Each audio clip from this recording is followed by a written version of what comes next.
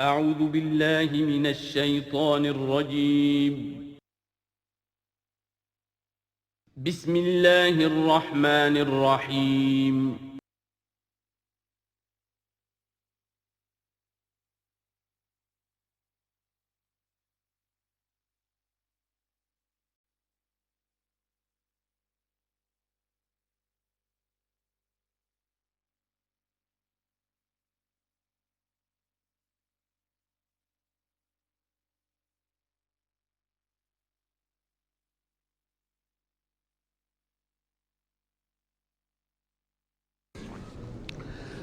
اعوذ باللہ من الشیطان الرجیم بسم اللہ الرحمن الرحیم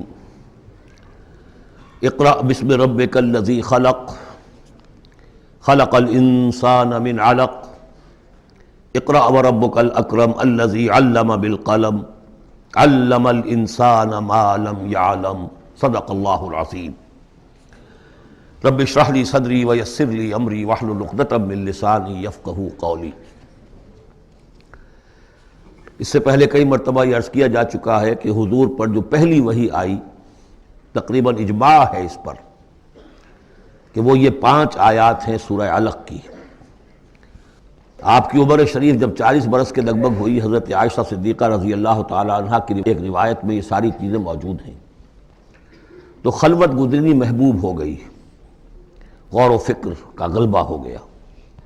پھر آپ غار حرا میں جا کر کئی راتیں کئی دن قیام فرما ہوتے تھے، اور شارحین حدیث کا اس پر اجماع ہے کہ وہاں آپ کیا کرتے تھے؟ کان صفت و تعبدہ فی غار حرا تفکر والاعتبار، غور و فکر، سوچ بچار۔ اسی میں پھر ایک دن فرشتہ آیا ہے۔ فرشتے کا آنا اور فرشتہ کیا لے کر آیا جس پر کہ اس نے یہ کہا اقرا، پڑھو، وہ ذرا بات ہے کہ جو ذرا پیچیدہ ہے، سمجھنے کی ہے، وہ عرض کروں گا آپ سے۔ روایت یہ ہے کہ فرشتے نے کہا اقرا، تو حضور نے فرمایا ما انا بقاری۔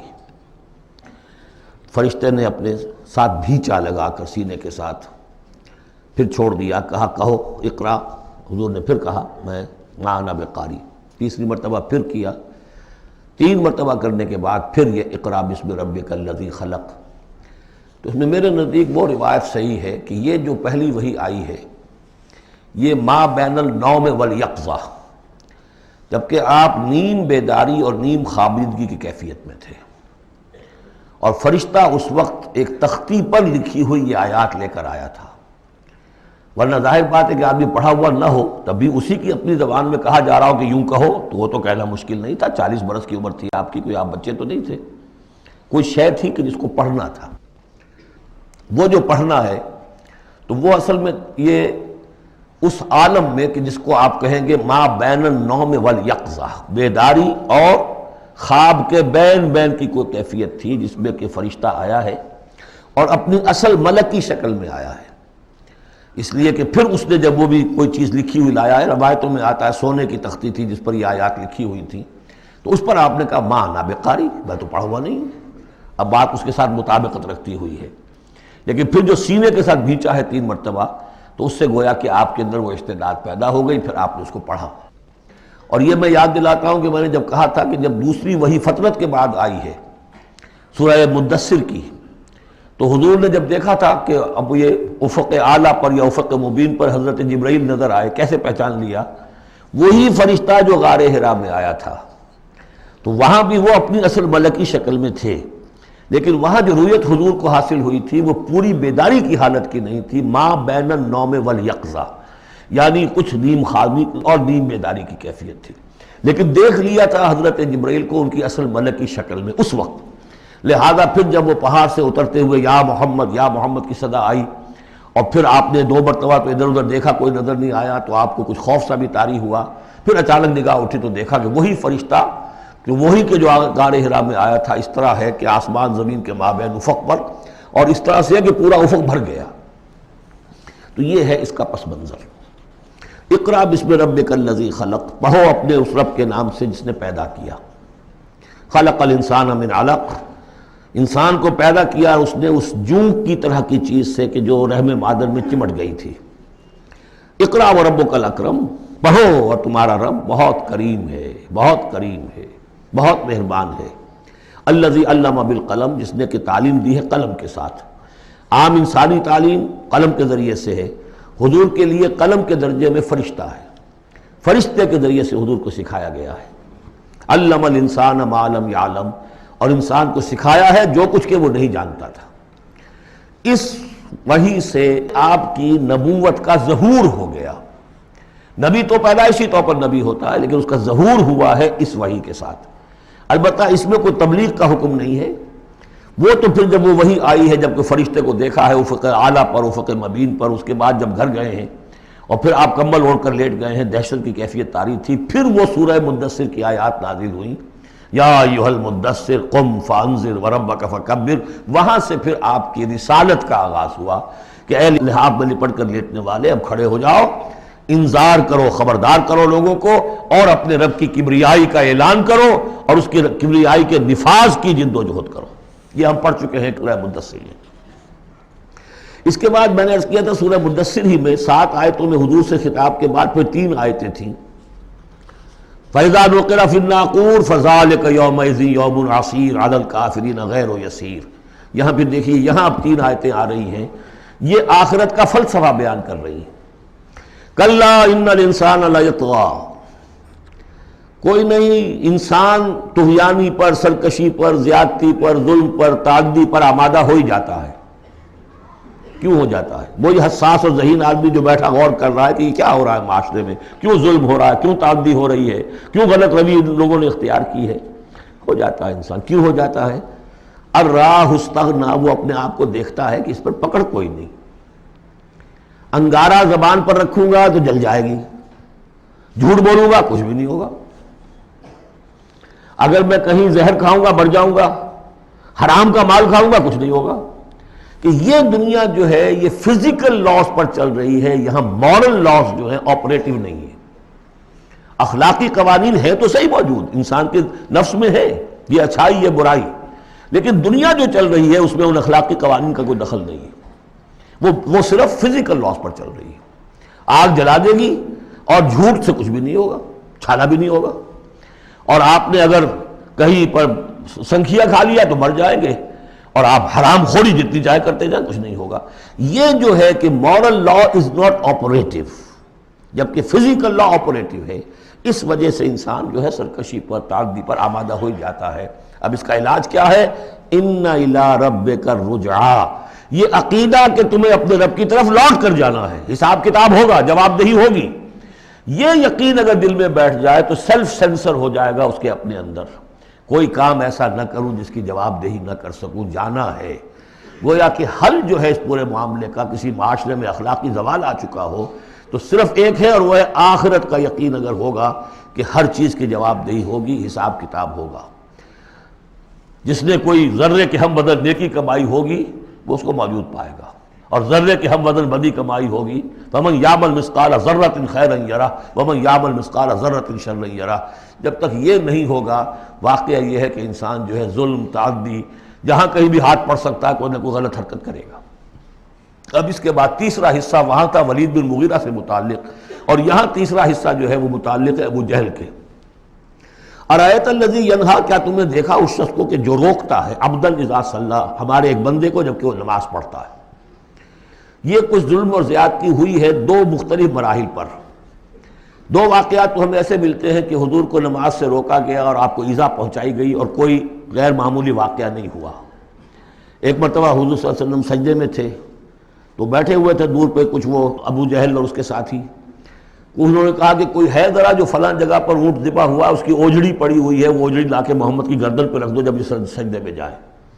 تو حضور سجدے میں گئے تو وہ اوجڑی لا کے، اونٹ کی اوجڑی بری ہوئی وہ لا کے رکھ دی، تو آپ سر نہیں اٹھا پا رہے تھے۔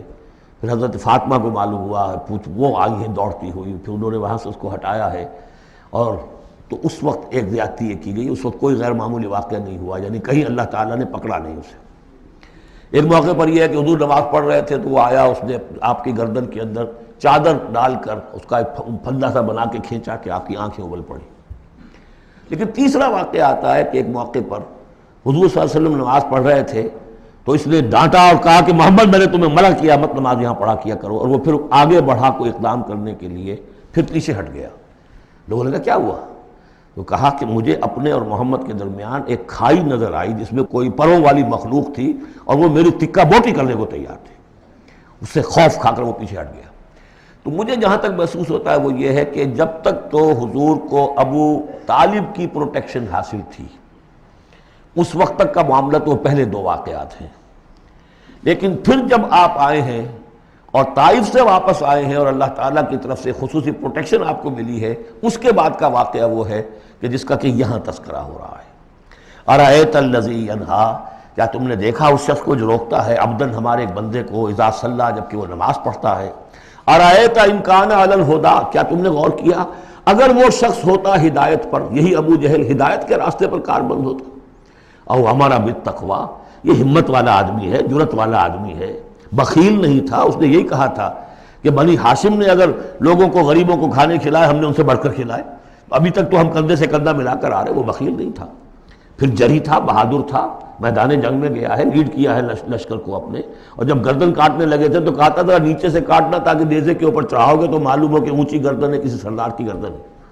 تو یہ چیزیں اس کے اندر تھیں، مرد میدان تھا. لیکن یہ ہے کہ وہ جو صدق بالحسنی والے معاملے پہ آ کے مار کھا گیا. لیکن یہ کہ اگر یہی شخص ایمان لے آیا ہوتا، ہدایت پر ہوتا، تقویٰ کی تعلیم دیتا، تو آپ سمجھیے پھر کیا ہوتا. گویا کہ ایک اور عمر فاروق مل گیا ہوتا اس امت کو. بالکل ان کی شخصیتوں کے اندر بڑا پیرلل انداز ہے. حضرت عمر بھی لڑنے بھڑنے والے آدمی، کشتیاں کرنے والے آدمی، ادھر سے جا رہے ہیں اس کو دھکا دے رہے ہیں، اس مزاج کے آدمی تھے. لیکن یہ کہ بہرحال ان میں وہ چیز موجود تھی کہ بخل نہیں اور بزدلی نہیں. ان دو چیزوں کے بعد جو ہے پھر یہ کہ تصدیق بالحسنی کے لیے اللہ تعالیٰ نے ایک راستہ کھول دیا ان کے لیے، تو ان کے وہ عمر فاروق بن گئے. اس لیے کہ دعا کی تھی محمد رسول اللہ نے. ارأیت ان کذب وتولی، کیا تم نے سوچا کہ اس نے جو جھٹلایا ہے اور منہ موڑ لیا ہے. الم یعلم بان اللہ یری، کیا یہ جانتا نہیں کہ اللہ دیکھ رہا ہے. کلا لئن لم ینتہ، ہرگز نہیں اگر یہ باز نہ آیا، لنسفعا بالناصیہ، ہم گھسیٹیں گے اس کی چوٹی کے بال پکڑ کر. ناصیۃ کاذبۃ خاطیہ، یہ پیشانی کہ جو خطا کار ہے، جھوٹی ہے. فلیدعو نادیہ، تو بلا لے وہ اپنی پارٹی کے لوگوں کو، بلا لے اپنی مجلس کے لوگوں کو، ہم نشینوں کو. سندعو الزبانیہ، ہم بلا لیں گے جہنم کے فرشتوں کو. کلا لا تطعہ واسجد واقترب، اے نبی آپ اس کی بات نہ مانیے، آپ سجدہ کیجئے اور اللہ سے قریب ہو جائیے. بسم اللہ الرحمن الرحیم. انا انزلناہ فی لیلۃ القدر، یہ دیکھیے ربط بڑا عمدہ چلا آ رہا ہے. پہلی وحی کے فوراً بعد ہم نے اتارا ہے اس کو لیلۃ القدر میں. وما ادراک ما لیلۃ القدر، کیا تم جانتے ہو کیا ہے لیلۃ القدر. لیلۃ القدر خیر من الف شہر، وہ لیلۃ القدر 100 مہینوں سے بہتر ہے. تنزل الملائکۃ والروح، وہاں ہم پڑھ چکے ہیں تفصیل سے کہ یہ اینول بجٹ سیشن ہے اللہ تعالیٰ کا اس دنیا کے نظام کے لیے.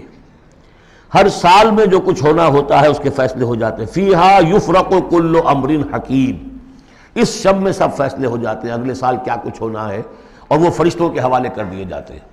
ایشو ہو گئے آرڈر، اب ان کی ہے امپلیمنٹیشن. یدبر الامر من السماء الى الارض ثم یعرج الیہ، فرشتے جو ہیں امپلیمنٹ کرتے ہیں ان احکام کو اور پھر وہ رپورٹیں جو ہے واپس پہنچتی ہیں.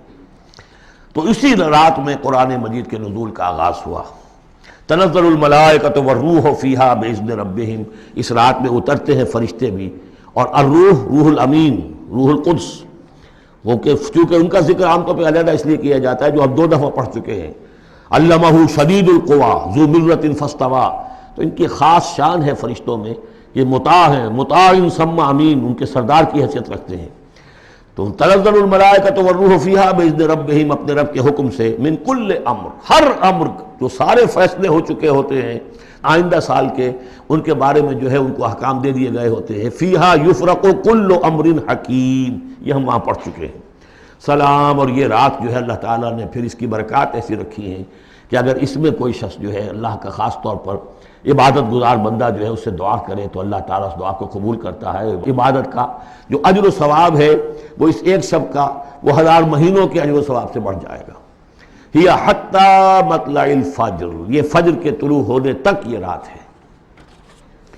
اب اس کے بعد ایک سورت جو آ رہی ہے، اس کے بارے میں عام طور پر آپ کو لکھا ہوا مل جائے گا کہ یہ سورہ جو ہے یہ مدنیہ ہے.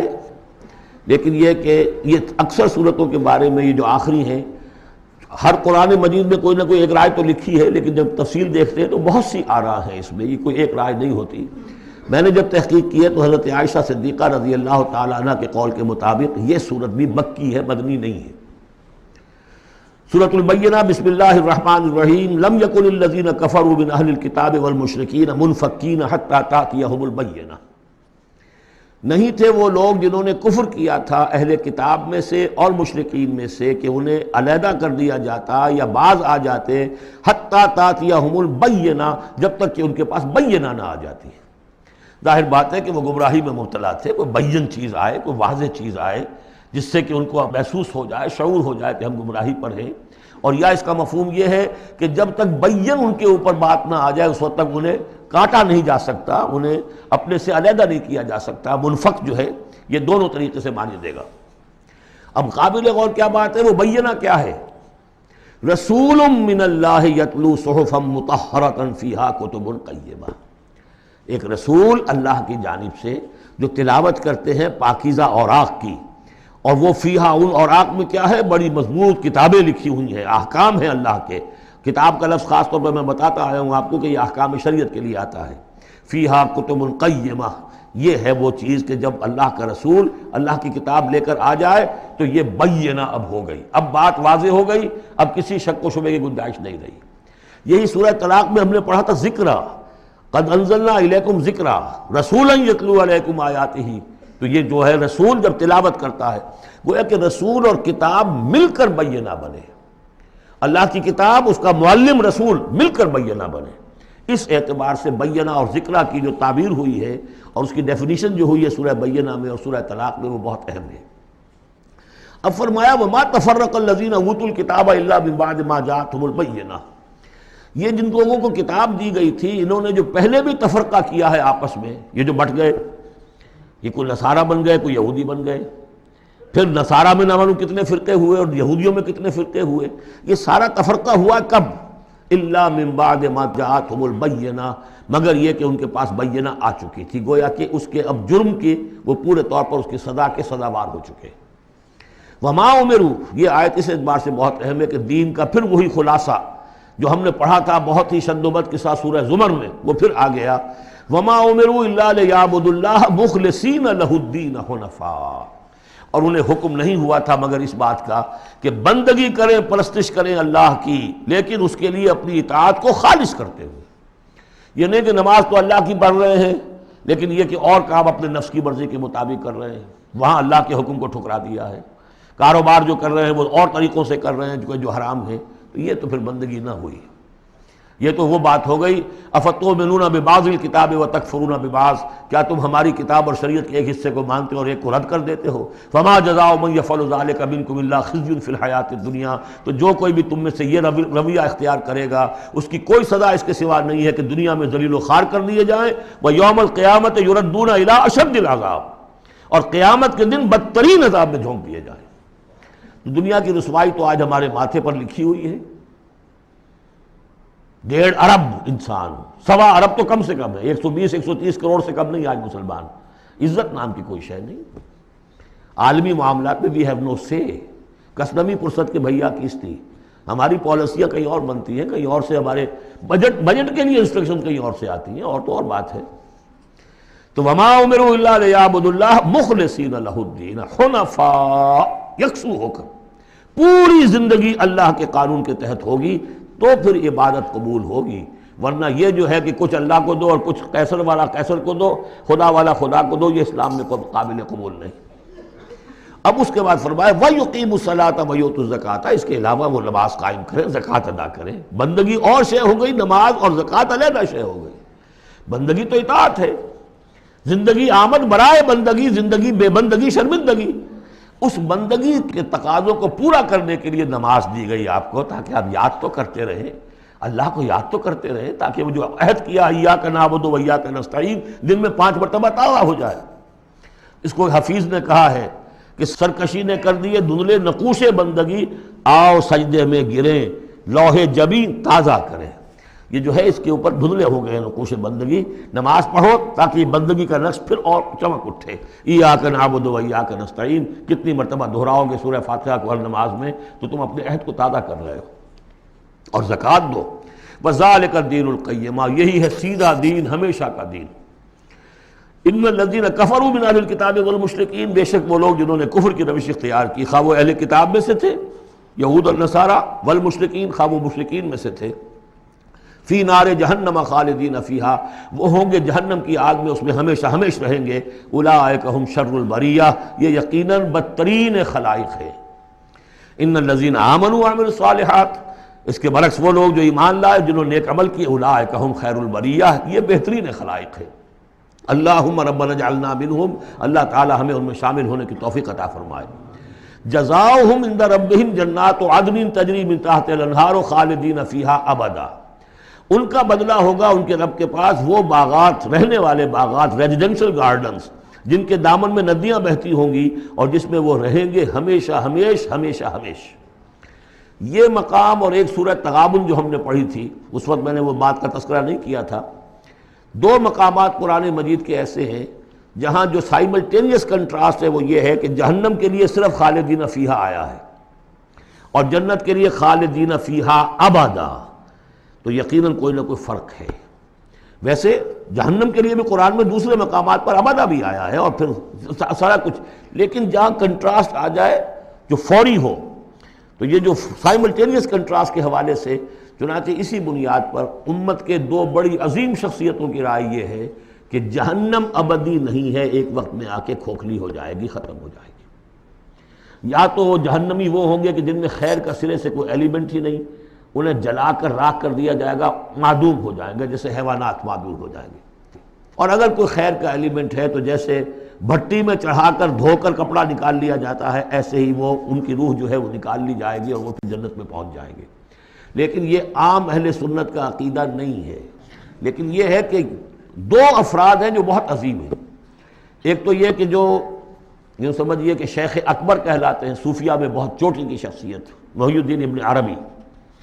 دوسرے وہ شخص کہ جو ہر اعتبار سے محی الدین ابن عربی سے بہت شدید اختلاف کرتے ہیں بہت شدید اختلاف امام ابن تیمیہ.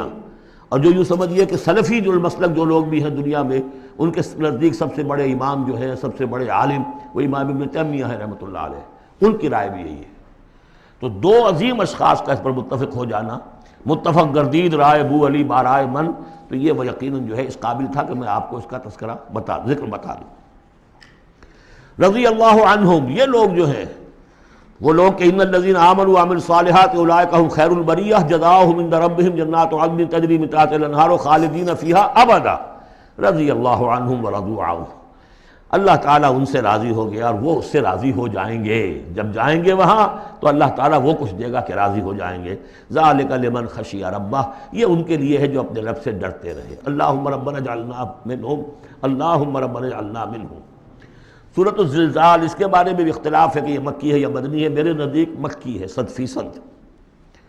اور اس کے بارے میں ایک روایت یہ آئی ہے کہ حضور نے فرمایا ہے کہ یہ ایک سورت جو ہے 1000 آیات کے ہم وزن ہے اپنی فضیلت کے اعتبار سے. بسم اللہ الرحمن الرحیم. اذا زلزلت الارض زلزالها جب زمین ہلائی جائے گی جیسے کہ ہلائی جائے گی. یعنی تم اس وقت اندازہ نہیں کر سکتے کیسے ہلائی جائے گی. اسی کا نقشہ کھینچا گیا ہے سورہ حج کے شروع میں یا ایھا الناس اتقوا ربکم ان زلزلۃ الساعۃ شیء عظیم. اس قیامت کا زلزلہ بہت بڑی شے ہوگا. یوم ترونھا تذہل کل مرضعۃ عما ارضعت وتضع کل ذات حمل حملها وتری الناس سکارى وما هم بسکارى ولکن عذاب اللہ شدید. تو اذا زلزلت الارض زلزالها واخرجت الارض اثقالها اور زمین اپنے سارے بوجھ نکال کر پھینک دے گی. انسان دفن ہوں گے چاہے دفن ہو چاہے کہیں سمندر میں غرق ہوئے ہوں آخر ان کے اجزاء کہاں گئے؟ اسی زمین میں ہے. سمندر کی تہہ میں بھی تو زمین ہی ہے. کیا ہے؟ اسی زمین میں یہیں سے نکلے تھے ان کے جسم. منہا خلقناکم وفیہا نعیدکم ومنہا نخرجکم تارۃ اخری. وہ اپنے بوجھ نکال کے فارغ ہو جائے گی. وقال الانسان ما لہا انسان کہے گا اسے کیا ہوا؟ یہ کیا حالات ہو گئے؟ کیا صورت بنی ہے؟ یومئذ تحدث اخبارہا اس دن یہ زمین اپنی خبریں سنائے گی بھی کہ یہ حضرت انسان میری پیٹھ پر سوار ہو کر کیا حرکتیں کرتا رہا ہے اس کی خبر بھی دے گی۔ جیسے کہ فرمایا گیا سورہ حامیم سجدہ میں، ہمارے اپنے ہاتھ ہمارے خلاف گواہی دیں گے، ہمارے اپنے پاؤں ہمارے خلاف گواہی دیں گے، ہماری اپنی جلدیں اور کھالیں ہمارے خلاف گواہی دیں گی، اور ہم کہیں گے گھبرا کر کہ لما شہدتم علینا، تم نے ہمارے خلاف کیوں گواہی دی، تم تو ہمارے عضو ہو۔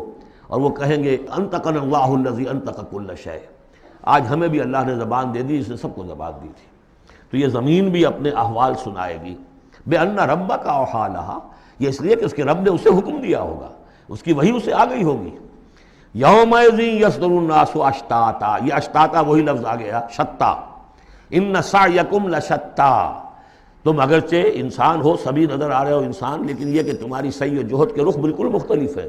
فاما من آتا واتقى وصدق بالحسنى فسنيسره لليسرى واما من بخل واستغنى وكذب بالحسنى فسنيسره للعسرى۔ یہاں فرمایا وہ چیز اب وہاں ظاہر ہو جائے گی، یومئذ یصدر الناس اشتاتا، لوگ علیحدہ علیحدہ ہو جائیں گے، لیروا اعمالهم، تاکہ انہیں ان کے اعمال دکھا دیے جائیں۔ یہ اعمال نامہ ہے، کوئی ایک ہی بٹن دبے گا کسی اس بڑے جائنٹ کمپیوٹر کا جو اللہ نے رکھا ہوا ہے اپنے ہاں، وہ آپ کی پوری فلم اور آپ کا ایک ایک لفظ جو ہے موجود ہے۔ فَمَن يَعْمَلْ مِثْقَالَ ذَرَّةٍ خَيْرًا يَرَهُ، تو جس کسی نے ذرے کے ہم وزن بھی کوئی نیکی کمائی ہوگی وہ اسے اپنے سامنے موجود پائے گا۔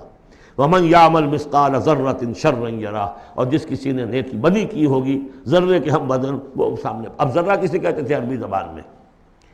آپ نے شاید کبھی دیکھا ہو کہ یہ چیونٹیاں ہوتی ہیں، ان چیونٹیوں کے بھی انڈے ہوتے ہیں، ان انڈوں سے جو بچہ نکلتا ہے وہ ذر کہلاتا ہے۔ اب ظاہر بات ہے کہ ہر زبان کے اندر کسی شے کے لیے، چھوٹی چیز حقیر چیز کے لیے ان کی اپنے آبزرویشن سے وہ چیز لی جاتی ہے۔ جیسے میں نے آپ فتیلہ، کہ کھجور کی ناف میں جو لگا ہوا ہوتا ہے چھوٹا سا ایک تاگا سا، وہ فتیلہ ہے۔ نقیرہ وہ کیا ہے؟ تل۔ تو جو چیزیں بھی ان کے ہاں تھی مطلب چھوٹا، ذرے سے مراد ہے کہ سب سے چھوٹی شے۔ فَمَن يَعْمَلْ مِثْقَالَ ذَرَّةٍ شَرًّا يَرَهُ، اس کا نقشہ ہم دیکھ چکے ہیں سورہ کہف میں، جب وہ اعمال نامہ رکھا جائے گا، وَوُضِعَ الْكِتَابُ فَتَرَى الْمُجْرِمِينَ مُشْفِقِينَ مِمَّا فِيهِ وَيَقُولُونَ يَا وَيْلَتَنَا مَا لِهَذَا الْكِتَابِ لَا يُغَادِرُ صَغِيرَةً وَلَا كَبِيرَةً إِلَّا أَحْصَاهَا وَوَجَدُوا مَا عَمِلُوا حَاضِرًا، جو کیا ہوگا موجود ہوگا۔ یہ چار صورتیں جو زلزال سے شروع ہوئی ہیں یہ ایک مزاج کی ہیں، اس میں وہی آخرت کا انذار بہت ہی یعنی بالکل جس کو کہا جائے کہ یعنی دو ٹوک انداز میں۔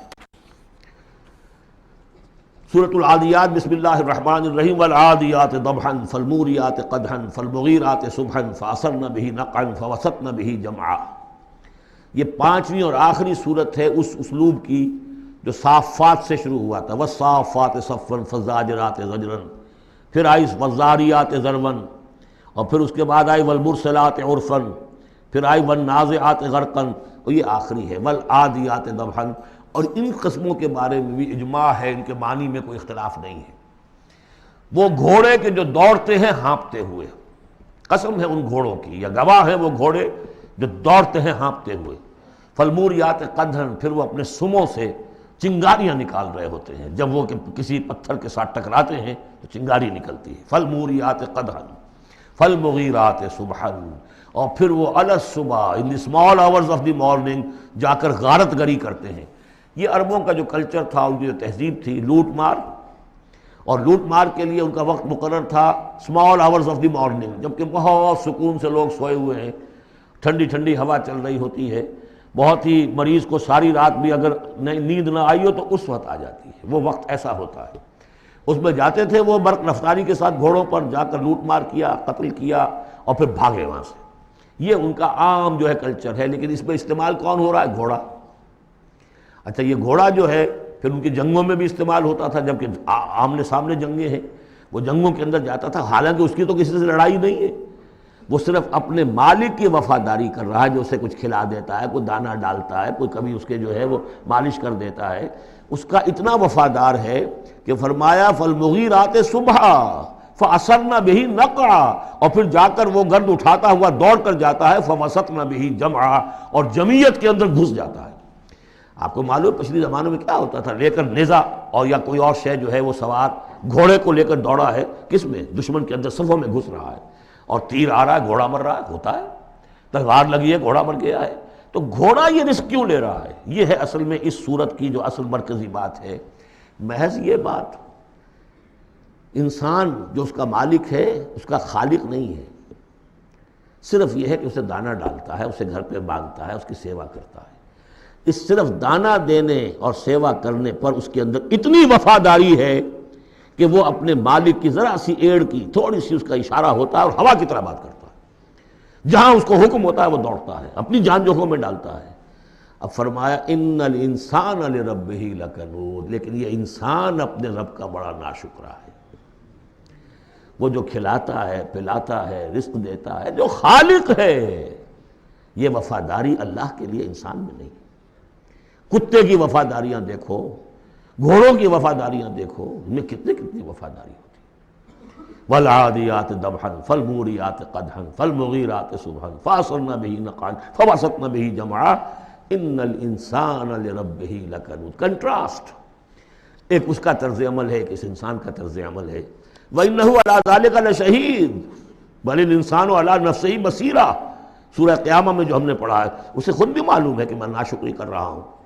وَإِنَّهُ لِحُبِّ الْخَيْرِ لَشَدِيدٌ، لیکن یہ مال اور دولت کی محبت میں بہت شدید ہو جاتا ہے، مال اور محبت کی دولت کی وجہ سے حرام حلال کی تمیز ہٹا دیتا ہے، حالانکہ اس کا نفس ملامت کرتا ہے۔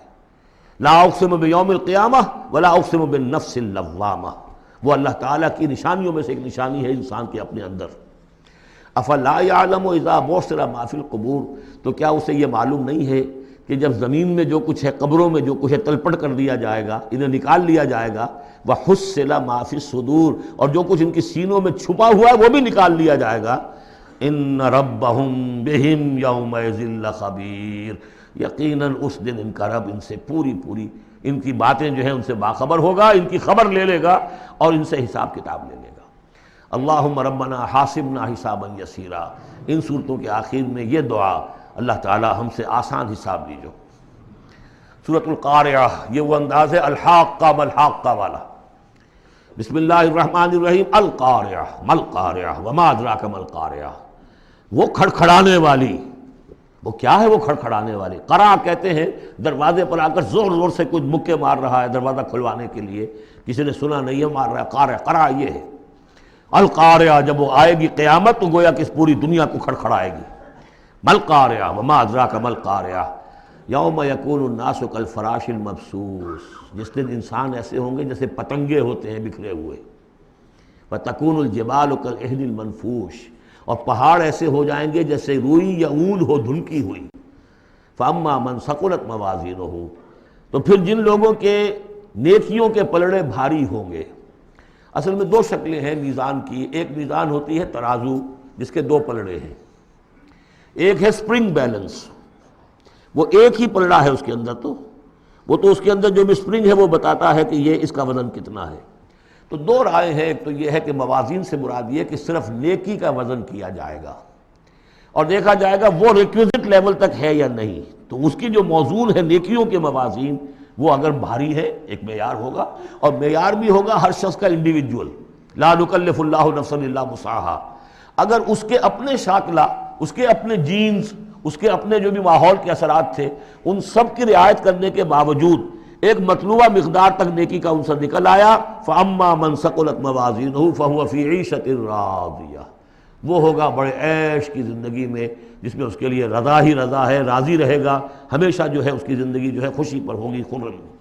واما من خفت موازینہ، جس کے وہ نیکیوں کے پلڑے جو ہے ہلکے ہوئے، فامہ ہاویہ، تو اس کا ٹھکانہ ہے ایک گڑھا۔ وما ادراک ما ہی، اور جانتے وہ گڑھا کیا ہے؟ نار حامیہ، آگ ہے دہکتی ہوئی۔ اللہم اجرنا من النار یا مجیرو یا مجیرو یا مجیر۔ سورۃ التکاثر، بسم اللہ الرحمن الرحیم۔ الہاکم التکاثر، تمہیں غافل کیے رکھتی ہے بہتات کی طلب، اور چاہے اتنا مال ہے، اتنی دولت ہے کہ 10 نسلوں کے لیے کافی ہو جائے، لیکن یہ کہ انسان کی طبیعت اس سے بڑھتی نہیں، اور چاہے بڑے میاں کی ٹانگیں قبر میں لٹکی نظر آ رہی ہوں دنیا کو، لیکن وہ دولت کی حرص ختم نہیں ہوتی۔ الہاکم التکاثر، تمہیں یہ کثرت اور یہ غافل کیے رکھتی ہے۔ حتیٰ زرتم المقابر، یہاں تک کہ تم قبروں تک پہنچ جاتے ہو، اس وقت تک یہ بات ختم نہیں ہوتی۔ یعنی یہ حوث جو ہے انسان میں، دولت کی لالچ اور دولت کی محبت، اس کو بھرتی ہے تو قبر کی مٹی سے وہ بھری جاتی ہے، کسی اور مقدار سے دنیا میں یہ حوث نہیں بھرتی۔ اور یہ سورہ حدید کی وہ آیت یاد کر لیجئے، اعلموا انما الحیاۃ الدنیا لعب ولہو وزینۃ وتفاخر بینکم وتکاثر فی الاموال والاولاد، وہ آخری سٹیج ہے انسانی زندگی کی، اور یہ موت تک ختم نہیں ہوتی۔ کلا سوف تعلمون، کوئی نہیں، اس وقت تمہیں معلوم ہو جائے گا، حقیقت کھل جائے گی۔ ثم کلا سوف تعلمون، پھر کوئی بات نہیں، ابھی تم رہو اس غفلت میں، اس بدہوشی میں رہو، کوئی بات نہیں۔ ثم کلا سوف تعلمون، حقیقت ایک دن آئے گا کہ مبرہن ہو کر سامنے آ جائے گی۔ جیسے سورہ جمعہ میں پڑھا تھا ہم نے کہ اے نبی سے کہہ دیجئے کہ اگر تم موت سے بھاگ رہے ہو تو موت خود آ کر تم سے ملاقات کر لے گی، تم چاہے نہ بھی چاہو وہ تو آ جائے گی، تو وہ حقائق تم پر افسوس ہو جائیں گے۔ یہ بالکل ایسے ہی ہے جیسے کہ آخری پارے کی پہلی سورت، عما یتساءلون عن النبأ العظیم الذی هم فیہ مختلفون کلا سیعلمون ثم کلا سیعلمون کلا لو تعلمون علم الیقین، کوئی نہیں، کاش کہ تم جان جاتے یقین والا علم، یہ یقینی علم ہے، کاش کہ ہو جاتا۔ اب اس پر جو ہے ہمارے بعض حکماء نے علم الیقین، عین الیقین اور حق الیقین کے 3 درجے قائم کیے۔ علم الیقین، آپ نے کہیں دیکھا دھواں ہے، آپ نے کہا آگ لگی ہے، حالانکہ آپ نے آگ دیکھی نہیں ہے، کسی دلیل سے، استدلال سے آپ نے انفر کیا ہے کہ آگ نکلی، یہ علم الیقین ہے۔ عین الیقین، آپ نے جا کر دیکھ لیا آنکھ سے کہ آگ لگی ہوئی ہے، اب یہ اور یقین پختہ ہو گیا۔ لیکن ایک ہو سکتا ہے پتہ نہیں یہ آگ ہے یا آگ کی شکل ہے۔ آج کل بہت سے وہ ایسے بنے ہوتے ہیں ہیٹرز کہ جو گھر میں جا کر یہ معلوم ہوتا دیکھتے ہوئے انگارے رکھے، ہے کچھ بھی نہیں ہوا، تو اصل میں تو لائٹ کہیں اور، وہ جو حرارت آ رہی ہے وہ تاروں میں سے آ رہی ہے، وہ دہتے انگارے جو نظر آ رہے ہیں وہ ہرگز ہے ہی نہیں، آگ ہے ہی نہیں، آگ کی شکل ہے۔ لیکن اگر کہیں آپ نے انگلی بھی جا کر دے دی اور وہ جب جلی ہے تو اب حق الیقین حاصل ہو گیا کہ ہاں یہ آگ ہی ہے، اس لیے کہ اس کا تجربہ آپ کو خود حاصل ہو گیا۔ تو یہ ہے کلا لو تعلمون علم الیقین، کاش کہ تمہیں اس دنیا میں رہتے ہوئے علم الیقین ہی حاصل ہو جائے۔ لترون الجحیم، پھر تمہیں اس جہنم کو دیکھنا ہے، ثم لترونها عین الیقین، پھر عین الیقین کے ساتھ اس کو دیکھو گے۔ ثم لتسألن یومئذ عن النعیم، پھر اس دن تم سے سوال کیا جائے گا، پوچھا جائے گا کیا کیا نعمتیں ہم نے تمہیں دی تھی اور تم نے وہاں کیا کیا ہے۔ اب آ گئی وہ صورت جو قرآن مجید کے مختصر ترین صورتوں میں سے ہے لیکن جامع ترین صورتوں میں سے ہے، سورۃ العصر، جس کے بارے میں امام شافعی کے 2 اقوال ہیں۔ ایک یہ کہ لو لم ينزل من القرآن سواہا لکفت الناس، اگر سوائے سے ایک صورت کی کوئی اور چیز نازل نہ ہوتی قرآن میں، یہ لوگوں کی ہدایت کے لیے کافی تھی۔ لو تدبر الناس هذه السورہ لوسعتهم، اگر لوگ اس پر تدبر کریں، غور و فکر کریں۔ ہمارا جو منتخب نصاب مطالعہ قرآن حکیم کا، اس کا نقطہ آغاز یہ صورت ہے۔ والعصر، زمانے کی قسم ہے، زمانہ گواہ ہے، پوری تاریخ انسانی اس پر گواہی دے گی۔ ان الانسان لفی خسر، یقیناً انسان خسارے میں ہے، گھاٹے میں ہے۔ الا الذین آمنوا، سوائے ان کے جو 4 شرطیں پوری کریں، ایک نہیں۔ الا الذین آمنوا وعملوا الصالحات وتواصوا بالحق وتواصوا بالصبر، ایمان لائیں، جو اس کائنات کے مخفی حقائق ہیں ان کو سمجھیں، ان کا شعور حاصل کریں، ان کی تصدیق کریں۔ ایمان باللہ، ایمان بالآخرہ، ایمان بالرسالت، پھر اس کے عملی تقاضوں کو پورا کریں۔ وعملوا الصالحات، پھر یہ کہ اس کے اوپر نہ صرف خود قائم ہوں، اس کی دعوت دیں، اس کو پھیلائیں، وصیت کریں، جو بھی حق ہے، جو بھی صحیح بات ہے، امر بالمعروف ہے، نہی عن المنکر ہے، تواصوا بالحق۔ اور پھر یہ کہ جب یہ کام آپ کریں گے، آزمائشیں آئیں گی، تکلیفیں آئیں گی، مصیبتیں آئیں گی، ریزنٹمنٹس ہوں گی، لوگ ناراض ہوں گے، آپ کیوں ان سے کہہ رہے ہیں کہ یہ کام آپ نہ کریں، یہ غلط کام ہے۔ بچوں سے بھی کہہ کر دیکھیے کہ گلی میں مت کھیلو، تم کرکٹ کھیل رہے ہو، کسی گاڑی کا شیشہ توڑو گے تو پھر اپنی عزت بچا کر وہاں سے نکل کر گھر واپس پہنچنا مشکل ہو جائے گا۔ کوئی نہیں چاہتا کہ کوئی بات آپ بتائیں، تو پھر اب آپ کو صبر کی ضرورت ہوگی، آپ اس پر کام کرتے رہیں۔ جیسے کہ حضرت لقمان نے اپنے بیٹے کو نصیحت کی تھی، یا بنی اقم الصلاۃ وامر بالمعروف وانہی عن المنکر واصبر علی ما اصابک، پھر جو بھی تکلیف آئے اسے جھیلو، پھر یہ کہ آدمی جو ہے بزدل نہ ہو، تھردلا نہ ہو، کہ اس قدم سے واپس آ جائے، اس خوف سے کہ کہیں مجھے اس میں کوئی تکلیف نہ آ جائے۔ وَلَنَبْلُوَنَّكُمْ بِشَيْءٍ مِّنَ الْخَوْفِ وَالْجُوعِ وَنَقْصٍ مِّنَ الْأَمْوَالِ وَالْأَنفُسِ وَالثَّمَرَاتِ وَبَشِّرِ الصَّابِرِينَ، صبر کرنے والے۔ وَالْعَصْرِ إِنَّ الْإِنسَانَ لَفِي خُسْرٍ إِلَّا الَّذِينَ آمَنُوا وَعَمِلُوا الصَّالِحَاتِ وَتَوَاصَوْا بِالْحَقِّ وَتَوَاصَوْا بِالصَّبْرِ اللہم ربنا اجعلنا منہم، اللہم ربنا اجعلنا منہم۔ جو اس راستے پر نہیں چلتے ان کا کردار کی ایک جھلک دکھائی جا رہی ہے۔ یہ سورۃ ہمزہ جو ہے، بسم اللہ الرحمن الرحیم، ویل لکل ہمزۃ لمزہ، انسان کے سامنے کوئی ہائی آئیڈیل نہیں اگر ہوتا، کوئی اعلیٰ نصب و لین و نش نہیں ہے، تو وہ پستی کی طرف، پھر اس کی دلچسپی کیا ہوگی؟ کوئی چغلیاں کھاتا پھر رہا ہے، کسی کو تانے دے رہا ہے، کسی کی غیبت کر رہا ہے، کسی کی عزت پر حملہ کر رہا ہے، کسی کا مال ہڑپ کر رہا ہے، پھر اس کی شخصیت کے اندر یہ پستی آ جائے گی۔ وہی جس پستی کو دیکھ کر ایک حساس انسان مایوس ہو جاتا ہے کہ انسان میں خیر کوئی ہے ہی نہیں، یہ تو گویا کہ گندگی کی ایک پوٹ ہے۔ کسی سے پوچھ لیجئے، کوئی کہے گا سیکس، اور سیکس اتنا کہ باپ اگر بیٹی کو محبت بھری نگاہ سے دیکھ رہا ہے تو وہ بھی سیکس ہے، ماں اگر بیٹے کے جسم پر کوئی شفقت سے ہاتھ پھیرے تو وہ بھی سیکس ہے، یہاں تک پہنچا۔ تو یہ کہ انسان کے اندر کوئی اعلیٰ جذبہ، کوئی اعلیٰ فکر ہے ہی نہیں، کسی کوئی بتایا ہمیں۔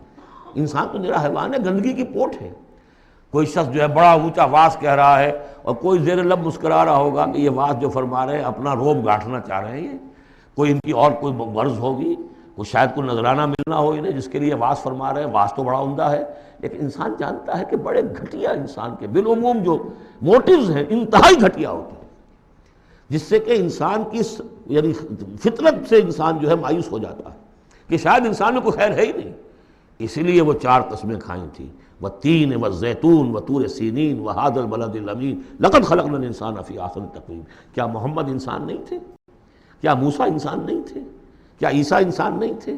کیا نوح انسان نہیں تھے؟ انسانی عظمت کے اوپر اتنی بڑی بڑی گواہیاں موجود ہیں، لیکن جب پستی پر آتا ہے تو واقع ہے کہ اس سے پست کوئی نہیں۔ پھر اسفل سافلین، جتنا کینہ انسان میں پیدا ہو جاتا ہے اونٹ کے اندر نہیں ہے، جتنی شہوت انسان میں پیدا ہو جاتی ہے سور میں نہیں ہے اتنی۔ یہ ساری چیزیں جو ہیں، نقالی جتنی انسان کرتا ہے اتنا آپ کسی بندر میں نہیں دیکھیں گے نقالی کرتے ہوئے، اور جتنا یوں سمجھیے کہ انسان کے اندر خونخواری پیدا ہو جاتی ہے، بھیڑیوں کو مار دے جاتا ہے انسان۔ جو کچھ ہوتا ہے جب نیشنلزم کا بھوت سوار ہوتا ہے سر پر، بچوں کو، چھوٹے چھوٹے بچوں کو اچھال کر بلموں میں اور نیزوں کے اندر کون پروتے رہے؟ انسان پروتے رہے۔ سن 47 میں پروئے گئے کہ نہیں؟ وہ انسان تھے، بھیڑیے سے زیادہ کوئی بھیڑیا ایسا کام نہیں کرے۔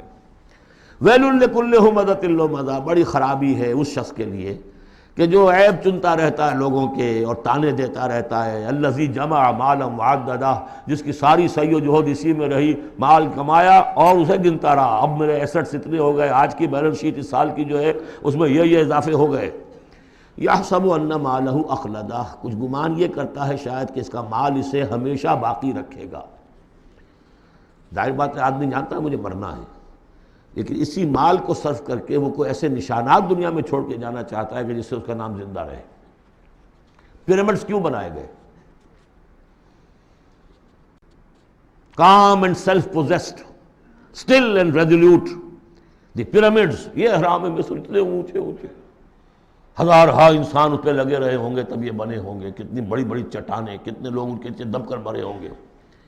Pyramids echo unto eternity, the defiant cry of man's will to survive and conquer the storms of time۔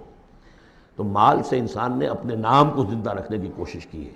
کلا، ہرگز نہیں، لَيُنبَذَنَّ فِي الْحُطَمَةِ، یہ جھونک دیا جائے گا حطمہ میں۔ وَمَا أَدْرَاكَ مَا الْحُطَمَةُ، اور تم جانتے ہو کہ وہ کیا ہے؟ حطمہ کیا ہے؟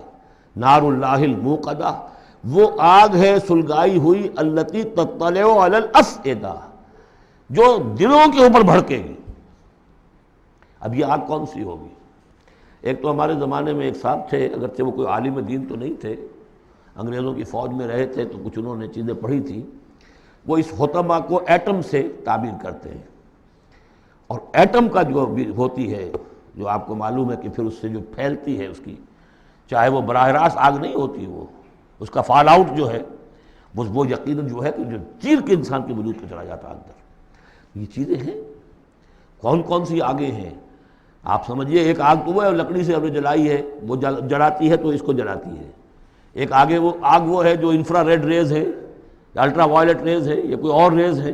یہ کھال کو کچھ نہیں کہتی، اندر جا کے جس آپ جسم کے جس حصے کو چاہتے ہیں اسے حرارت پہنچاتی ہے. وہ آگ جو ہے نار اللہ الموقدہ التی تطلع علی الافئدہ، دلوں پر جا کر وہ روشن ہوگی. انہا علیہم موصدہ، پھر وہ ان پر بند کر دی جائے گی تاکہ ساری حرارت انہی کے اوپر رہے. فی عمد ممددہ، بڑے اونچے اونچے لمبے ستونوں میں. اب جو 10 صورتیں رہ گئی ہیں ان میں سے اکثر کا تعلق سیرت النبی سے ہے صلی اللہ علیہ وسلم. اور اس میں سب سے پہلے جو ہے عرب کا وہ جو ماحول اس وقت کا تھا جس میں اپنے حضور پیدا ہوئے ہیں، آپ کی ولادت باسعادت ہوئی ہے، اور اس کے کچھ واقعات کی طرف اور ان کا جو معاشی اس وقت کا معاملہ تھا خاص طور پر قریش کا، اس کی طرف اشارہ ہے. حضور کی ولادت ہوئی ہے عام الفیل میں، جس سال کہ آیا تھا ابرہہ یمن سے فوج لے کر، اور وہ بیت اللہ کو گرانا چاہتا تھا. اس کا ایک لمبا تاریخی پس منظر ہے. عیسائی تھا وہ، اس نے کلیسا بنایا تھا. وہ چاہتا تھا جیسے لوگ جو ہے آتے ہیں بیت اللہ میں حج کرنے کے لیے ہجوم ہوتا ہے، ایسے ہی یہاں کلیسا میں آئیں. وہاں کوئی آیا نہیں، بلکہ کوئی عرب نے جا کر شرارت بھی کی، وہیں جا کر وہ رفع حاجت کرایا اندر. اس پر جو غصہ اسے چڑھا، اس نے کہا کہ اب ان کا جو ہے یہ بیت اللہ میں ڈھاؤں گا. وہ فوج لے کر آیا ہے جس میں ہاتھی بھی تھے، اسی لیے وہ اصحاب الفیل کہلاتے ہیں. لیکن اللہ تعالیٰ نے اپنے اس گھر کی حفاظت فرمائی معجزانہ طریق پر. چھوٹے چھوٹے پرندے بھیجے ہیں جو سمندر کی طرف سے غول کے غول آئے، اور ان کے چونچوں میں اور ان کے پنجوں میں چھوٹے چھوٹے کنکر تھے. لیکن وہ کنکر جب وہ اوپر سے آ رہا ہے تو وہ گولی کا کام کرتا ہے. اس کی جو ویلوسٹی ہے اور مومنٹم جو بنتا ہے اس کا اوپر سے گرنے کی وجہ سے، تو اس نے گولیوں کا کام کیا اور پوری فوج جو ہے تہس نہس ہو گئی. الم تر کیف فعل ربک باصحاب الفیل، کیا تم نے دیکھا نہیں کیا حشر کیا تمہارے رب نے ان ہاتھی والوں کا. الم یجعل کیدہم فی تضلیل، کیا اس نے ان کی تمام تدبیروں کو اور جو داؤ انہوں نے لگایا تھا بیکار اور غیر مؤثر نہیں کر دیا. وارسل علیہم طیرا ابابیل، اور ان پر بھیج دیے جھنڈ کے جھنڈ اڑتے ہوئے جانوروں کے، پرندوں کے. ترمیہم بحجارۃ من سجیل، جو ان کو رمی کرتے تھے. یہ رمی کی یادگار در حقیقت اسی کی ہے جو حج میں جا کے کی جاتی. ترمیہم رمی، وہ ان کو مارتے تھے بحجارۃ من سجیل، کنکریاں، وہی کنکریاں سنگ گل، یہ معرب ہے فارسی سے. وہ چھوٹی کنکریاں جو ریت کی بنی ہوتی ہیں، کہیں اگر صحرا میں ہلکی سی بارش ہو جائے تو ایک ایک قطرے کے ساتھ تھوڑی سی جو اس کا ریت مل جائے گی، پھر اس پر دھوپ پڑی اور وہ پک گئے. وہ کنکریاں کہلاتی ہیں سنگ گل، مٹی کی کا بنا ہوا پتھر. وہ کنکریاں ہیں کہ جو ماری گئی ہیں. فجعلہم کعصف ماکول، پھر انہوں نے کر دیا انہیں ایسا جیسے کہ بھس جو کہ کھایا گیا ہو. جانوروں کے آگے آپ نے چارہ ڈالا، وہ کھا لیا، پھر کو جو کچھ پڑا رہ جاتا ہے ادھر ادھر، اس طرح کا کر دیا، ان کا نام و نشان مٹا دیا. اور یہ سن ہے جس میں کہ حضور کی پیدائش ہوئی ہے. بعض لوگوں کا بعض روایات سے معلوم ہوتا ہے کہ 50 دن بعد، اور بعض کا کہنا یہ کہ نہیں عین اسی دن ولادت ہوئی ہے حضور کی صلی اللہ علیہ وسلم. تو یہ ایک اہم واقعہ تھا سیرت النبی کے، گویا کہ آپ کے عین ولادت سے گویا کہ جو متصل ہے. سورۃ قریش، بسم اللہ الرحمن الرحیم. لإلاف قریش إیلافہم رحلۃ الشتاء والصیف فلیعبدوا رب ھذا البیت الذی اطعمہم من جوع وآمنہم من خوف. قریش کو مانوس رکھنے کے لیے اللہ نے ان کے دلوں میں محبت ڈال دی، رحلۃ الشتاء والصیف، سفر کی سردیوں میں بھی اور گرمی میں بھی. اس میں اشارہ ہو رہا ہے کہ جو ایسٹ ویسٹ ٹریڈ میں قریش کو مونوپولی حاصل ہو گئی تھی. پہلے یہ ٹریڈ قوم سبا کے ہاتھ میں تھی، جبکہ عروج کا دور تھا یمن کا. تو ہوتا یہ تھا کہ ہندوستان سے اور جاوا اور ملایا اور سماٹرا، بورنیو اور چین سے سارا جو سامان تجارت آتا تھا وہ یمن کے ساحل پر، کیونکہ نہر سویس تو تھی نہیں. اب ایک طرف وہ ہے فار ایسٹ، ایک طرف ہے یورپ، اور یورپ کو اور فار ایسٹ کو ملانے والے کوئی آبنائے نہیں ہے پانی. اور وہ راستہ جو ہے round the Cape of Good Hope, وہ تو 1498 میں واسکو ڈی گاما نے تلاش کیا ہے، گویا کہ حضور کی بعثت کے بعد 800 برس بعد. اس وقت کیا شکل تھی کہ سارا یورپ کا سامان تجارت آیا تھا فلسطین کے ساحل پر، شام کے ساحل پر، اور یہاں سے سارا مال آ کر اترتا تھا یہ یمن کے ساحل پر. تو کچھ عرصے پہلے تک، تو کوئی 150-200 برس پہلے تک حضور سے یہ ساری تجارت یمنیوں کے ہاتھ میں تھی. یمنی قافلے لے کر چلتے تھے، یہاں سے اس مال کو لے گئے، وہ وہاں تک شام تک، پھر وہاں سے مال لے آئے، اور یہ ایک طرح سے گویا کہ ایسٹ اینڈ ویسٹ جو ٹریڈ تھی اس میں انہیں کی پوزیشن حاصل تھی۔ پھر جب سیل العرم آیا ہے، ان پر سیلاب آیا ہے، وہ تباہ و برباد ہو گئے، تو پھر یہی ایسٹ ویسٹ ٹریڈ جو ہے یہ قریش کے ہاتھ میں آ گئی، اور ان کو خاص طور پر پروٹیکشن یہ حاصل تھی کہ چونکہ یہ خانہ کعبہ کے متولی تھے اور وہاں تمام قبیلوں کے بت رکھے ہوئے تھے، گویا کہ سب کے خدا ہاسٹیج تھے ان کے پاس، لہذا ان کے قافلے پر کوئی حملہ نہیں کر سکتا تھا، کسی اور کا قافلہ بچ کے جا نہیں سکتا، اس قافلے کو لوٹتے تھے بدو، اور اس کو یہ ہے کوئی حفاظت نہیں ہوتی تھی، لیکن قریش کا قافلہ بدو دور رہتے تھے کہ یہ تو خانہ کعبہ کے متولی ہیں، اور اگر ہم نے ان کا قافلہ لوٹا یہ ہمارا بت اٹھا کے پھینک دیں گے باہر وہ خانہ کعبہ سے، اس لیے انہیں اس خانہ کعبہ کی وجہ سے وہ پوزیشن حاصل ہوئی کہ انہیں تونگری اور دولت مندی حاصل ہو گئی، اور پھر یہ ایسا کرتے تھے، سردیوں کے زمانے میں یہ اپنا چکر لگاتے تھے یمن کا، اور گرمیوں کے زمانے میں جاتے تھے شام کی طرف، فلسطین کی طرف، کیونکہ وہ گرم علاقہ ہے تو وہ سردیوں میں، اور یہ چونکہ زیادہ ٹھنڈا علاقہ تھا وہ گرمیوں میں۔ لإلاف قریش، اس واسطے کے مانوس رکھا قریش کو، الافہم رحلۃ الشتاء والصیف، ان کے دلوں میں وہ الاف سے مراد کیا ہے کہ سفر جو ہے ان کا جاڑے کا اور گرمی کا، اس سے ان کو گویا کہ مانوس کر دیا۔ فَلْيَعْبُدُوا رَبَّ هَٰذَا الْبَيْتِ، پس انہیں بندگی کرنی چاہیے، پرستش کرنی چاہیے اس گھر کے مالک کی، اس گھر کے رب کی۔ انہوں نے یہاں لا کے 360 بت رکھ دیے ہیں، انہیں چاہیے تھا کہ خلوص اور اخلاص کے ساتھ جو اس گھر کا اصل مالک ہے، جس کی توحید کے لیے یہ مرکز بنایا تھا ابراہیم نے، ان کے جد امجد نے، اور کہا تھا کہ ربنا لیقیموا الصلاۃ، تیری نماز قائم کرنے کے لیے میں نے یہ گھر بنایا ہے، تو اس کو انہوں نے جو ہے اس کو بت قدا بنا دیا۔ دنیا کے بت قدوں میں پہلا وہ گھر خدا کا، ہم اس کے پاس ماں ہیں، وہ پاس ماں ہمارا، تو کرنا یہ چاہیے تھا الذی اطعمہم من جوع، جس نے کہ انہیں طعام پہنچایا اور بھوک سے نجات دی، انہیں غذا دی، انہیں دولت دی، وآمنہم من خوف، اور ان کو امن دے دیا ہے خوف سے کہ ان کے قافلوں کے اوپر کسی حملے کا خوف اور اندیشہ نہیں ہوتا۔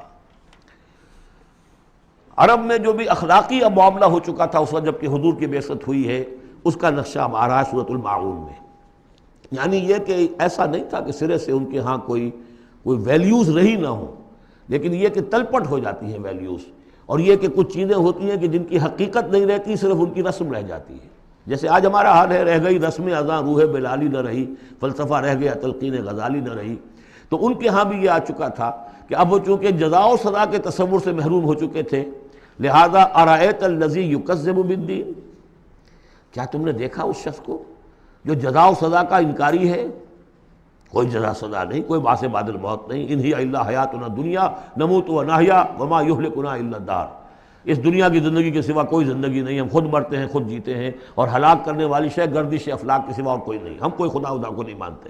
ایسے لوگ بھی تھے ان میں۔ ظاہر بات ہے کہ اس شخص کا کردار کیسا ہو جائے گا جو جزا و سزا کا منکر ہے، وہ تو یہی ہوگا بابر بعیش کوش کہ عالم دوبارہ نہیں است، جب کوئی اور زندگی دوبارہ ہے ہی نہیں، یہی زندگی ہے، کھاؤ پیو عیش کرو، جہاں ہاتھ پڑ سکتا ہو ڈالو، جو چیز حاصل کر سکتے ہو کر لو، کیوں جھجک رہے ہو کہ یہ برا ہے اور یہ اچھا ہے اور یہ جائز ہے اور یہ ناجائز ہے؟ پھر تو طریقہ یہی ہوگا کہ وہ کردار کیا بنتا ہے، اگر جزا و سزا کا انکاری ہوگا انسان تو کردار کیا بنے گا؟ فَذَلِكَ الَّذِي يَدُعُّ الْيَتِيمَ، وہی ہے کہ جو یتیم کو دھکے دیتا ہے۔ کیوں کھلائے یتیم کو؟ کون سا فائدہ ہے اسے اس سے؟ وَلَا يَحُضُّ عَلَىٰ طَعَامِ الْمِسْكِينِ، اور کسی مسکین کو کھانا کھلانا خود تو درکنار، کسی اور کو بھی اس کے لیے کوئی تلقین کرنے کو تیار نہیں، اس لیے کہ اندیشہ یہ ہے کہ میں اسے تلقین کروں گا تو پلٹ کر مجھ سے نہ کہے کہ تم کیوں نہیں کھلاتے۔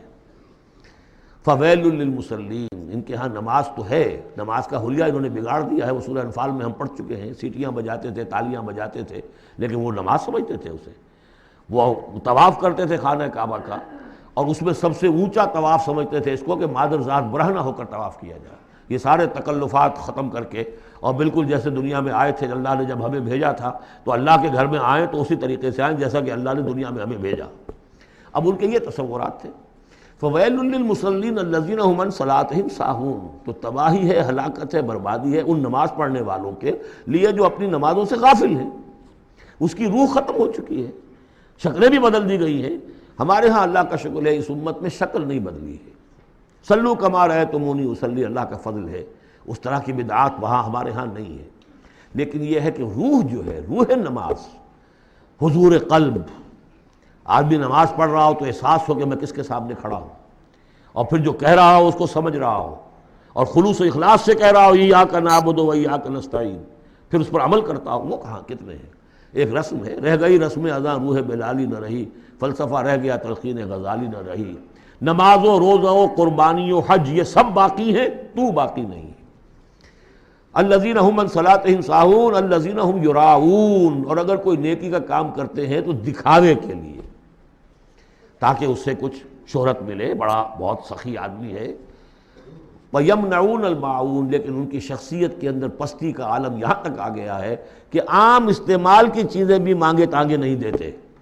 عرب میں بھی رواج تھا، بھئی کہیں سے کسی کے چولہے میں سے کوئی انگاری لے آؤ تاکہ ہم آگ روشن کر لیں، نمک ہے کسی سے مطلوب ہے تو اس کا کوئی جھجک نہیں ہوتی تھی، نمک دے دیا جاتا تھا، لیکن وہ لوگ ان چیزوں میں بھی آ کر شقی ہو جاتا ہے۔ سورۃ الکوثر، اس پس منظر میں محمد الرسول اللہ کا ظہور ہو رہا ہے۔ یہ تین صورتیں جو ہیں اس نے پس منظر رکھا، ایک نے تاریخی، ایک نے ان کا معاشی اور اقتصادی، ایک نے ان کی اخلاقی اور مذہبی حیثیت۔ سورۃ الفیل وہ تاریخی واقعہ جو ہے، ظاہر بات ہے بہت بڑا واقعہ، اس کا بڑا چرچا ہوا ہوگا حضور کی بعثت کے ساتھ متعلق، لیکن دوسری طرف بیت اللہ اور اس کی وجہ سے قریش کو اس کے متولی ہونے کی وجہ سے جو امن حاصل تھا اور جو انہیں اللہ کی طرف سے روزی پہنچ رہی تھی، تیسرے ان کی اخلاقی پستی جس حد کو پہنچ گئی تھی، اس میں جب ظہور ہو رہا ہے محمد الرسول اللہ کی نبوت کا، یہ سورۃ الکوثر، بسم اللہ الرحمن الرحیم، انا اعطیناک الکوثر فصل لربک وانحر ان شانئک ھو الابتر۔ اے نبی، ہم نے آپ کو خیر کثیر عطا کیا۔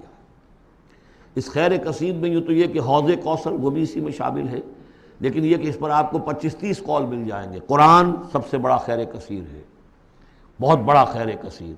حکمت، ومن یؤت الحکمت فقد اوتی خیرا کثیرا، جس کو حکمت اور دانائی دے دی گئی اس کو تو خیر کثیر دے دیا گیا۔ تو ہم نے آپ کو وہ سب کچھ عطا کر دیا ہے اور محتاط کے ساتھ عطا کر دیا ہے، جو انسان کی انسانیت کے لیے، اس کے لیے یوں سمجھیے کہ ترہ امتیاز بن سکتا ہے۔ فصل لربک وانحر، پس اپنے رب کے لیے نماز پڑھا کیجئے اور نحر کیجئے، اونٹ قربان کیا کیجئے۔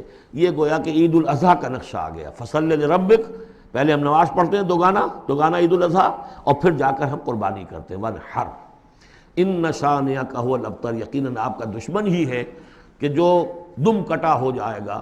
اس کا پس منظر یہ ہے کہ جب حضور کے ایک صاحبزادے بچپنی میں فوت ہو گئے تو کچھ جو کفار تھے مکے کے، انہوں نے بڑی خوشیاں منائیں کہ ایک ہی بیٹا تھا، باقی تو ان کی بیٹیاں ہیں۔ آپ کو معلوم ہے کہ 4 بیٹیاں تھیں حضور کی صلی اللہ علیہ وسلم، لیکن یہ کہ بیٹا جو تھا وہ ایک ہی تھا، وہ اللہ نے اٹھا لیا، تو بڑے خوشیاں منائی گئیں کہ یہ تو اب دم کٹا جیسے ہوتا ہے جس کا کوئی پیچھے نام نہ رہ جائے۔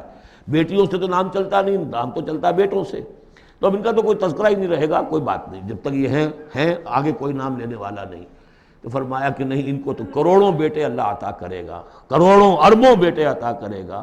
ہاں اے نبی، آپ کا دشمن ضرور ہے کہ جس کا نام لیوا کوئی نہیں رہے گا۔ یہ جو ہے سورۃ الکافرون، یہ گویا کہ ایک اعلان ہوتا ہے آخری کسی نبی کی طرف سے کہ جب کہ وہ اپنی دعوت پیش کر چکا ہو، اتمام حجت کر چکا ہو، ہر طرح سے بات واضح ہو چکی ہو اور قوم اس کی نہ مان رہی ہو، تو پھر وہ اعلان برات کرتا ہے، اب میرا تم سے کوئی تعلق نہیں۔ قل یا ایھا الکافرون لا اعبد ما تعبدون، کہہ دیجئے اے نبی، اے کافروں۔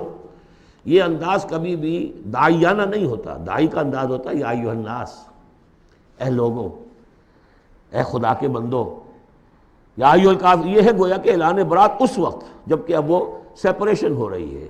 آپ دیکھیں گے لکم دینکم ولی دین، ٹھیک ہے، تم نے جو تھا اپنے لیے چن لیا، اب تمہیں مبارک ہو، میرا دین وہ ہے جس پر میں قائم ہوں۔ تو گویا کہ اب تمہارے درمیان ڈائلاگ بھی ختم ہے۔ قل یا ایھا الکافرون لا اعبد ما تعبدون، میں ہرگز پوجنے والا نہیں اس کو جنہیں تم پوجتے ہو، ولا انتم عابدون ما اعبد، نہ تم پوجنے والے اس کو جسے میں پوجتا ہوں۔ اس میں نفی ہو رہی ہے۔ وہ کہتے تھے ہم تو اللہ کو بھی پوجتے ہیں، ہاں اس کے ساتھ کچھ اور چیزوں کو بھی پوجتے ہیں، لیکن اللہ کا پوجنا اگر کسی شرک کے ساتھ ہے تو وہ نفی ہے اس کی بالکل۔ ولا انتم عابدون ما اعبد، کوئی تمہارا اپنا تصور کا اللہ ہوگا کہ خدا جو تم نے بنا رکھا جسے پوج رہے ہو، میں جسے پوج رہا ہوں اسے تم نہیں پوج رہے۔ ولا انا عابد ما عبدتم، اور نہ ہی میں ہمیشہ آئندہ بھی کبھی بھی پوجنے والا ہوں اس کا جس کی بندگی تم کر رہے ہو، ولا انتم عابدون ما اعبد، نہ تم پوجنے والے ہو اس کی جس کو میں پوج رہا ہوں، لکم دینکم ولی دین، اب میرے اور تمہارے راستے علیحدہ ہو گئے، تمہارے لیے تمہارا دین، جو طریقہ تم نے اختیار کیا ٹھیک ہے، تمہیں مبارک ہو، میرے لیے میرا دین ہے۔ بارک اللہ لی ولکم فی القرآن العظیم ونفعنی وإیاکم بالآیات والذکر